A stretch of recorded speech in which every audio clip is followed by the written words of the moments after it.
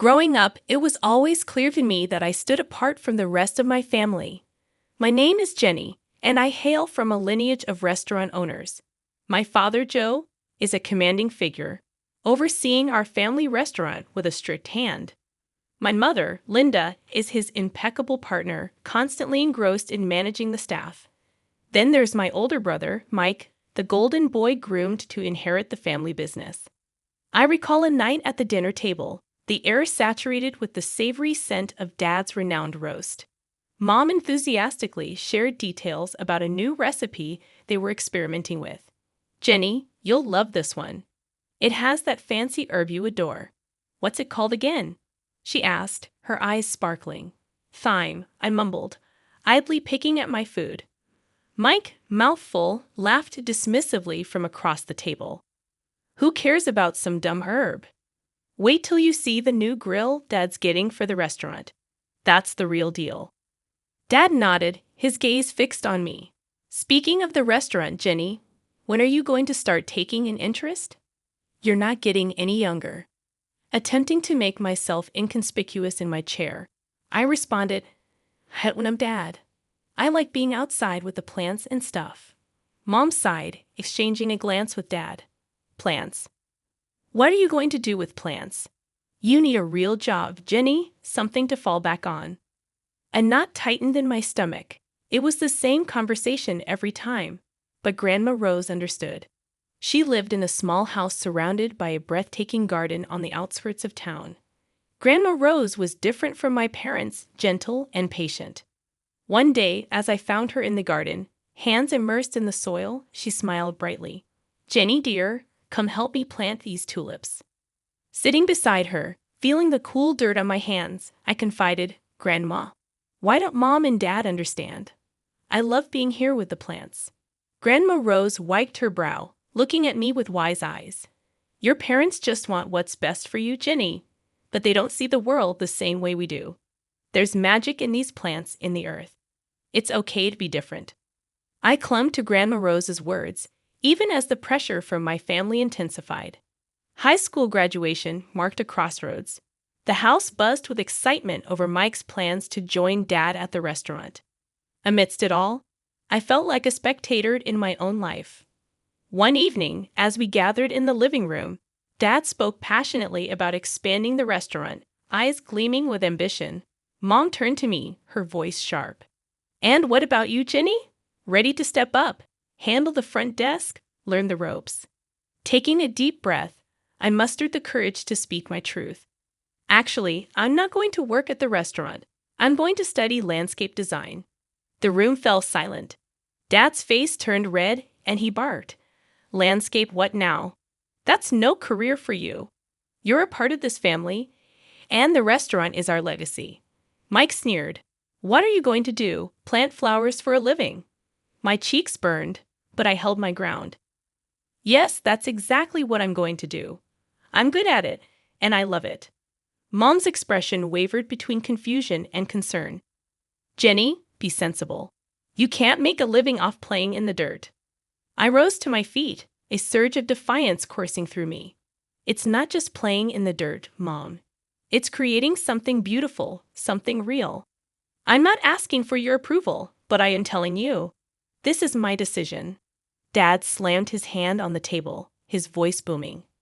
"If you choose this foolishness, you're on your own. Don't expect any help from us." A knot tightened in my stomach, but my voice remained steady. "Fine, I'll do it on my own." Grandma Rose, who had been quietly knitting in the corner, finally spoke. Her voice was calm but carried weight. "Joe, let the girl follow her heart. She's got a gift, and it would be a sin to waste it." Her eyes fixed on Dad. Dad let out a frustrated grunt, turning away. "Fine, do what you want, but don't come crying to us when it all falls apart." I turned to leave the room, my heart pounding. Mike called out after me, his voice dripping with sarcasm. "Good luck, gardener. Let's see how far those flowers get you." Stepping into college life felt like diving into deep water, thrilling yet daunting. I, Jenny, was far from the familiar paths of my family's expectations, ready to carve my own way in the world of landscape design. I still remember the buzz of the first day in class, the room swirling with the energy of eager students. I found a spot in the back, trying to shrink into the shadows. That's when Zoe, a girl with fire engine red hair and eyes full of mischief, dropped into the seat next to me. "Hey there, Nudie. I'm Zoe, a first-timer in landscape design." I gave a shy nod. "Yeah, I'm Ginny. It's all a bit overwhelming." Zoe's laugh was loud and genuine. "You'll fit right in. Wait till you get your hands into the real dirt. It's epic. What dragged you into this world?" I hesitated, the disapproval of my family still fresh. "I've always loved plants, the outdoors. It's where I feel right, you know." Her grin widened. "Perfect place for you then." Classes were a whirlwind of learning and creating. I absorbed things like a sponge, from the science of soils to the art of design. I was finally speaking a language I loved. After one particularly intense session, Mr. Davidson, our professor, a man as tall and sturdy as an oak, called me over. "Jenny, your designs, there's something else. You've got a real knack for this." His voice was serious but encouraging.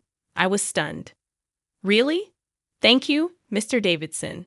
I'm just trying to do my best." He leaned forward, his eyes piercing. "There's potential in you. Don't let it go to waste. Push harder." His words became my mantra. I started to live in the studio, my designs becoming more ambitious, more expressive. It was exhausting but exhilarating.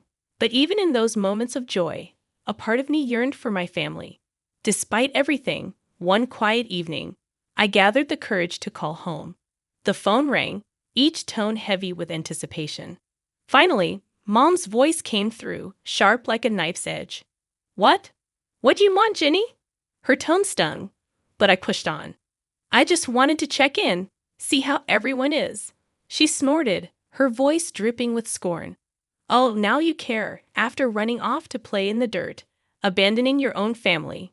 I gritted my teeth, struggling to maintain a steady voice.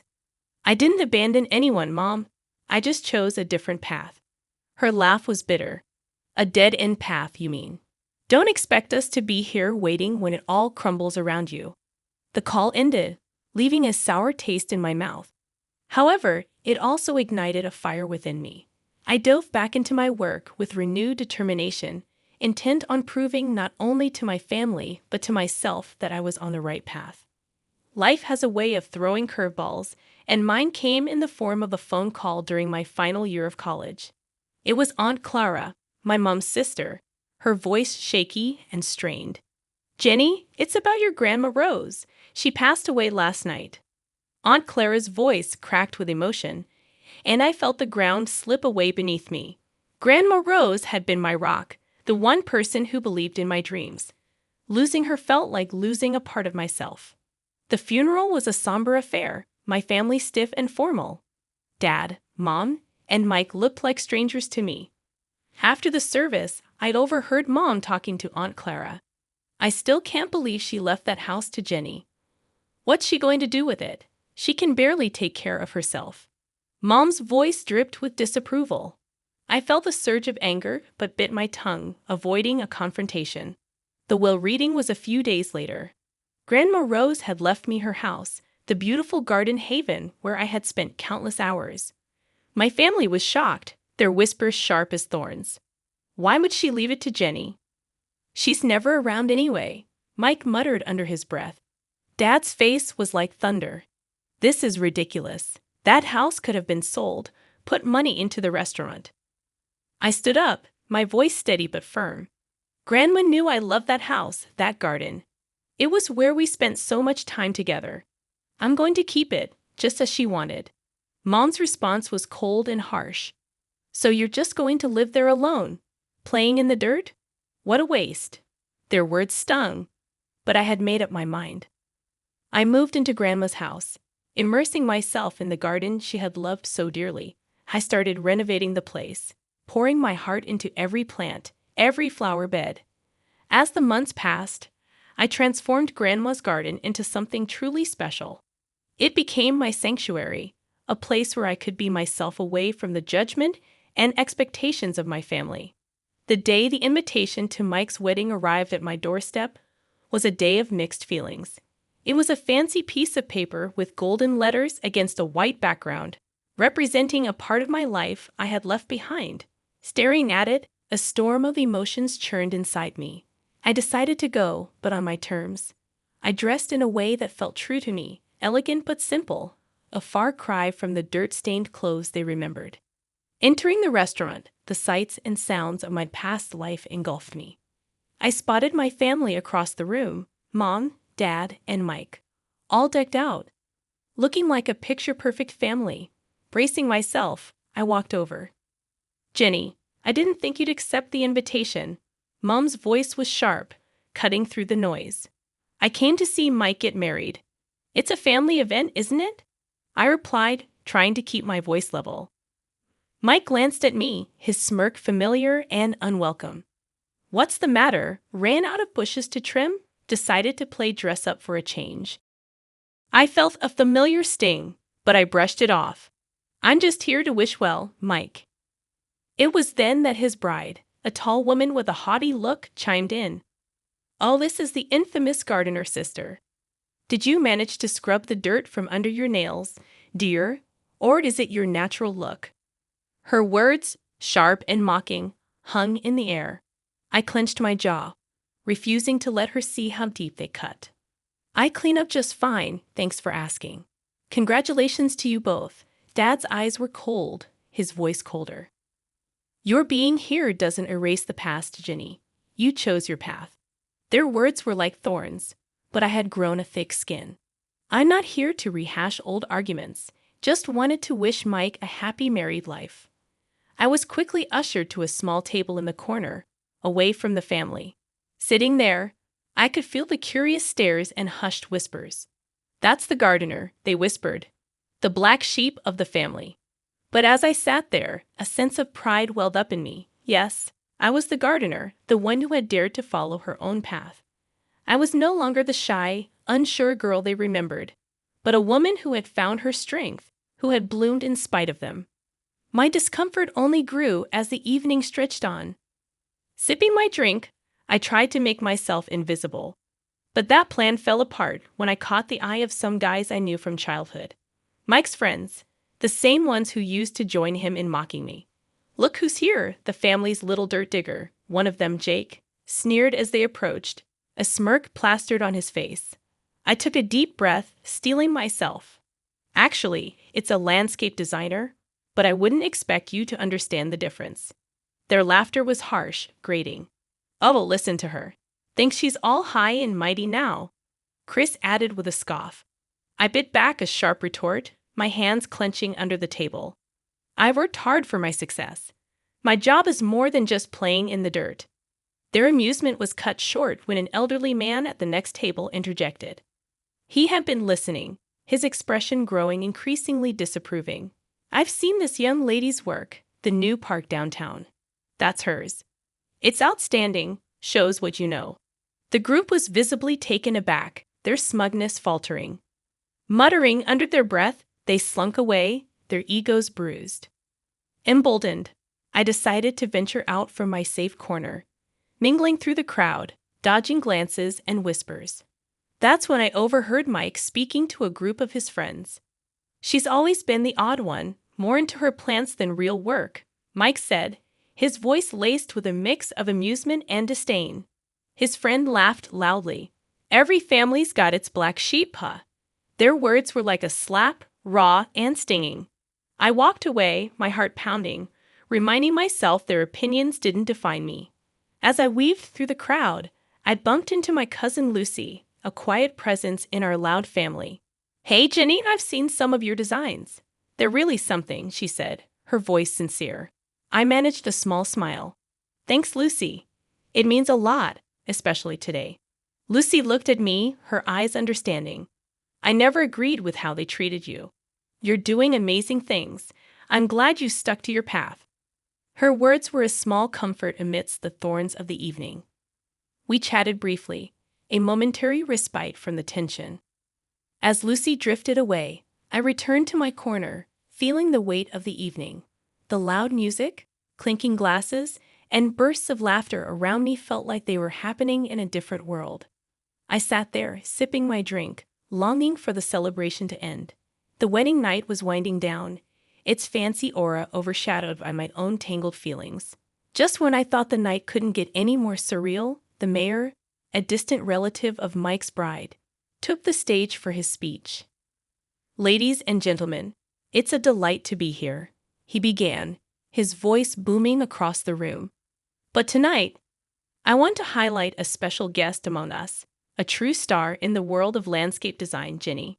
Hearing my name, I nearly choked on my drink. I stood up hesitantly, feeling like a deer caught in headlights. The mayor beamed at me. "Jenny here is the brilliant mind behind the transformation of our city park. She's a celebrated landscape designer who's won multiple awards for her incredible work. Let's give her the recognition she deserves." The room erupted into applause, a sound that felt foreign to me. I glanced at my family's table and saw their faces, a mix of shock and embarrassment. Mike's bride leaned towards him, her voice dripping with disbelief. "Is he talking about your sister, the gardener?" Mike mumbled something, looking like he wished the floor would swallow him up. The mayor's praise continued. "Jenny's work has revitalized our city. She's a true talent." Amidst the clapping, I felt a surge of confidence. The mayor's words were like a light, dispelling the shadows of doubt and scorn from my family. Seizing the moment, I decided to speak up. "Thank you, Mayor, for your kind words. It's an honor to contribute to our city's beauty." I paused, my gaze sweeping over the crowd, settling on my family. It's funny, isn't it? How life turns out. Mike, you and your bride are perfect for each other. Your shared talent for rudeness to others is quite remarkable. The room went silent, the air thick with tension. My parents, my brother, and his fiancée blushed deep red, their shame as visible as if I'd slapped them. Mom's voice cut through the silence, sharp as a knife. "Jenny, what are you saying? This is your brother's wedding." I met her gaze unflinching. "Just speaking the truth, Mom, something our family seems to struggle with." Mike stood up, his face red with anger. "You can't come here and talk to us like that." I held my ground, my voice steady. "I've earned my right to speak, Mike. Maybe it's time you all listened." The confrontation ended with Mike sitting down defeated, and the room slowly buzzing back to life. The mayor gave me a nod of respect before moving on. As I sat back down, the weight of the night lifted slightly. I had spoken my piece, stood up for myself in a way I never had before. I was no longer just the gardener or the outcast. I was Jenny, a recognized landscape designer, someone who had grown past her family's narrow expectations. After Mike's wedding, word got out about my success as a landscape designer. People were buzzing about the awards I'd won and the projects I'd aced. It felt like stepping into the sunlight after years in the shadows. And then my family came calling. One afternoon, while I was busy sketching out a new garden design, my phone rang. It was Mom. Her voice had a sweetness to it that felt out of place. "Jenny, darling, we've been hearing so much about your work. Your father and I are so proud of you." I raised an eyebrow. "Really? That's a change of tune." There was a pause on the line. "Well, we were thinking maybe you could come over. We'd love to see you, catch up on things." I could almost hear the gears turning in her head. Catch up or catch onto my bank account? I shot back, "Mom, that's not fair. We're family." The word family hit a nerve. Family like when you all but disown me for following my dreams. It seems like family matters when there's money in the picture. Before she could respond, I ended the call. I wasn't about to let them back into my life just because they smelled success. A few days later, there was a knock at my door.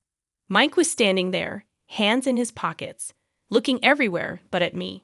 "Hey, Jenny, can we talk?" he mumbled. I crossed my arms. This should be good. "What do you want, Mike?" He shifted uncomfortably. "Look, I know we haven't been great, but you're doing well. I was wondering if you could, help me out a bit." I couldn't believe what I was hearing. Help you out after years of calling me the gardener and laughing at my ambitions? Mike's face reddened. "I didn't mean it like that. It's just that things are tough." I cut him off. "Save it, Mike. I'm not your ATM. You and the family made it clear how you felt about me. You can't just waltz back into my life when it's convenient. He opened his mouth to argue, but I stopped him. No, Mike. You made your bed, now lie in it. After he left, I sat in my garden surrounded by the beauty I had created. My phone rang a few more times over the next week, more attempts at reconciliation from my family. But I didn't answer. I was done with their fair-weather affection. I had built a life for myself, one that didn't need their validation or their greed. I was thriving in my own right, and that was all that mattered.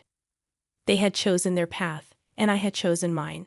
As I looked around at the plants and flowers that were a testament to my hard work and passion, I realized I had everything I needed right here.